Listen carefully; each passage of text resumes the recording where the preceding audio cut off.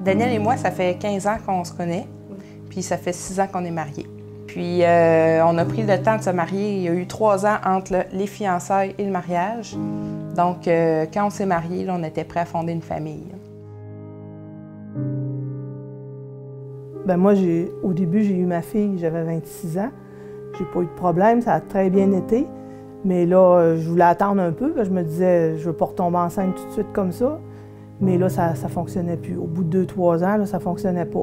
Bien, c'est à peu près 1 an après, quand on fait un petit examen de routine avec le médecin. Puis là, j'ai glissé un mot comme ça. J'ai dit, ah, bien, j'essaie d'avoir un bébé. Puis là, ça fait 1 an. Mais moi, je me sentais pas alertée de ça. Mais la médecin a dit, ah, ça fait 1 an, je te fais voir un médecin, on va passer des tests en fertilité, en clinique de fertilité. Ah oui, OK. C'était un peu la surprise, là, la claque au visage qui fait peut-être que qu'on a un problème, en fait. Là. Fait que vers 30 ans, j'ai commencé à vouloir consulter pour les traitements, pour me faire aider, puis voir qu'est-ce qu'il y avait, la paroscopie, voir c'était quoi le problème.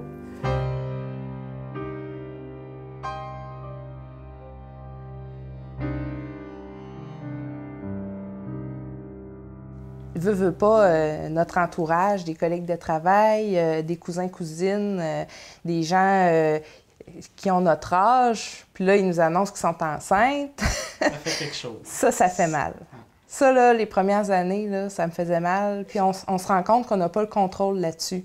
Puis souvent, dans notre vie, on a le contrôle sur où on veut travailler, à peu près, tu sais, dans le domaine, tout ça. Quand on se marie, on est en contrôle de ça. C'est nous autres qui décident avec qui on est, puis tout ça, tu sais. Mais là, quand tu arrives pour fonder une famille puis ça vient pas, là tu as l'impression de perdre les pédales. À chaque fois, hein, quand ça marchait pas, là, puis que mes règles arrivaient, là, ouf. Moi, c'était décevant. C'est décevant. C'est décevant, c'est difficile. Moi, je priais beaucoup à l'église. Je disais, aide-moi à mettre Marie-France enceinte. Direct. Direct à lui, je parle de même. Bon. C'est correct. Bon. Puis souvent, je me suis rendu compte que l'heure de Dieu, c'est pas la nôtre. Puis des fois, c'est plus long qu'on pense. Mais moi, je me choque. Je disais, voyons, qu'est-ce que tu veux de moi? Pourquoi tu veux pas qu'on soit parents? C'est-tu d'autres choses que tu veux pour nous? Tu veux-tu qu'on s'occupe d'autres jeunes? Tu veux-tu qu'on... Parce qu'on est responsable d'un comité jeunesse pastoral jeunesse au Vieux-Beauport. C'est ça que tu veux, qu'on s'occupe des jeunes?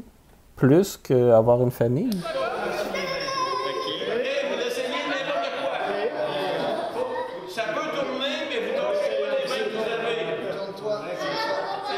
Après ça, ben là, quand j'ai vu que ça fonctionnait pas trop, là, j'ai décidé, ben j'avais une religiosité naturelle, tu sais, d'aller à l'église, puis que le bon Dieu est là, il va nous aider. Fait que je suis allée à l'église, puis là, je demandais beaucoup à Marie de m'aider. J'allais faire brûler un lampion une couple de fois, là, les grosses fois. La première fois que je suis allée, là, j'ai dit, là, tu m'aides, tu me donnes un signe.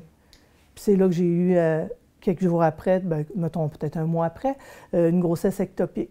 Fait que là, j'avais perdu une trompe. Il m'avait dit que je pouvais en avoir encore parce qu'on a 2 trompes, mais de faire attention parce que ça peut se reproduire. C'était des adhérences que j'avais eues. Fait que moi, j'ai continué à faire mes traitements, à me faire suivre, puis à vouloir, j'en voulais un. Fait que là, ça ne marchait pas encore. Fait que là, j'ai retourné, j'ai eu une autre grossesse ectopique. Puis même, je l'étais enceinte, puis je parlais pas, parce que le médecin m'avait dit tout de suite d'aller voir. Mais je me disais, ça n'arrivera pas, le bon Dieu m'enverra pas 2 fois la même affaire. Mais j'ai eu encore une grossesse ectopique. Fait que là, j'étais un peu... je commençais à être révoltée un peu. Mais je continuais, parce que j'en voulais. Fait que là, j'ai continué à avoir des traitements plus poussés pour avoir de l'aide. Puis à un moment donné, ben j'ai retombé enceinte par les traitements. J'ai été enceinte 10 jours. Pendant ce temps-là, il dormait dans le bateau et il y a quelqu'un qui est allé le rejoindre. Il dit, Jonas, tu dors? Comment ça? Tu devrais venir nous aider, c'est la tempête. Et puis, peut-être que ton Dieu, si tu le pries, il va pouvoir nous sauver. Et là, la tempête a commencé à se calmer. Alors, les gens qui étaient sur le bateau, ils ont dit, ah, c'est le Dieu qui a écouté, c'est le Dieu de Jonas. Et ils se sont mis à prier le vrai Dieu. Ils ont été convertis par cette moi, avoir des enfants, c'était important pour moi. Puis je me disais, je serais jamais capable d'aimer un enfant qui vient pas de moi. Tu sais, l'amour d'une maman, là, avec son bébé, là, c'est le lien le plus fort qui peut exister. Puis avec les jeunes, à sortir de chez toi, tout simplement, je me suis mis à les aimer puis à m'imaginer presque, ça pourrait être mes enfants, ces jeunes-là, là, tu sais. Puis ça m'a ouvert cette vision-là là, de peut-être adopter, que je pourrais aimer finalement un enfant qui vient pas de mon ventre. Oui. Tu sais, l'amour qu'on aurait pour cet enfant-là, il serait aussi grand, il serait aussi beau. Puis c'est tellement un beau cadeau d'adopter un enfant, là. Donc, ça s'est fait petit à petit. C'est sûr qu'il y a une famille colombienne qui est avec nous à ces soirées-là, avec la maman qui vient aussi, qui est de notre âge, puis elle connaissait notre problème de fertilité, on en avait discuté un peu. Puis elle nous a dit, bien, en Colombie, il y a des centres d'adoption, il y a des enfants qui ont besoin, puis j'ai un contact aussi.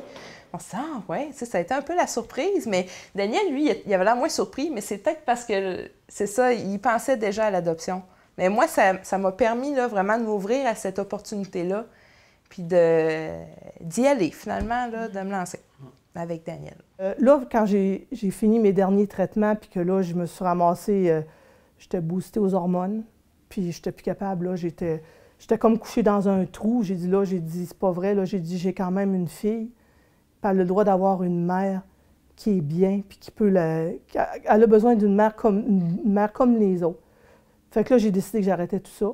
Mais je suis tenace, hein? J'ai toujours tout eu dans la vie, puis je voulais prendre tous les moyens pour avoir encore ce que je voulais. J'ai décidé de me virer vers la famille d'accueil Banque Mixte. Fait que là, j'étais allée chercher un garçon, aujourd'hui il a 20 ans. Il est parti en juillet, je l'ai eu à l'âge de 3 ans et demi. Ça, c'est mon Kevin.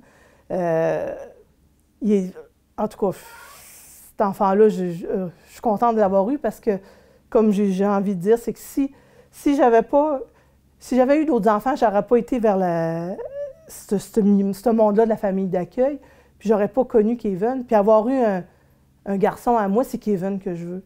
Puis j'ai eu d'autres jeunes par après, j'ai continué. Après Kevin, j'ai eu une autre petite fille. Puis en tout cas, aujourd'hui, j'en ai 5. Puis je suis contente. Ici, j'ai un beau petit cadeau que j'ai eu d'une de mes jeunes quand elle est arrivée ici, 9 ans. J'en ai 2 autres beaux dessins ici que des jeunes m'ont fait quand ils étaient au primaire. Justement, Kevin, il était à la maternelle. Ici, il a dessiné sa maison.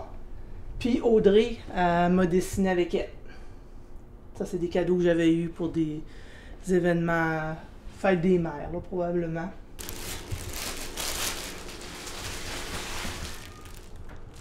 Mais c'est sûr que mon histoire, ça a été dur.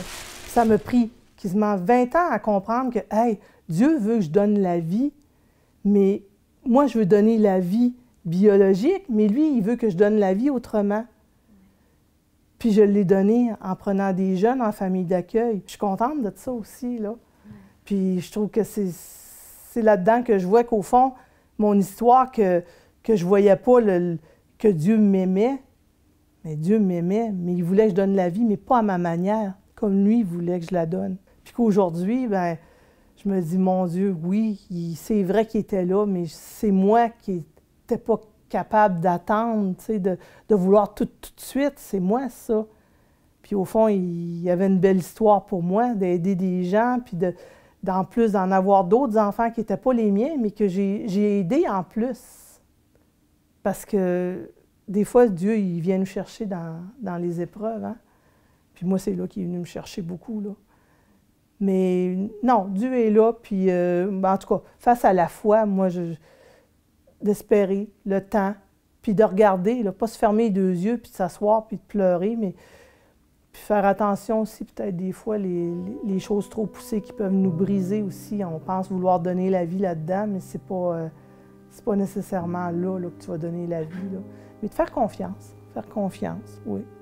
Parce que c'est vrai que c'est dur, c'est pas une chose facile, mais il y a d'autres portes. Il y a d'autres portes si on se vire. C'est lui parler.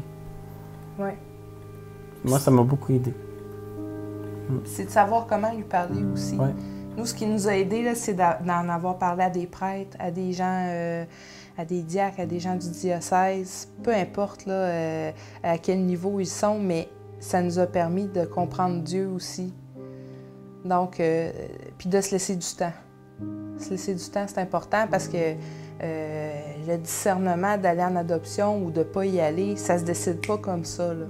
Ça prend de la réflexion, puis il faut penser qu'on n'est jamais tout seul. Même si on pense qu'on est tout seul avec notre problème, là, Dieu est là puis il nous entend.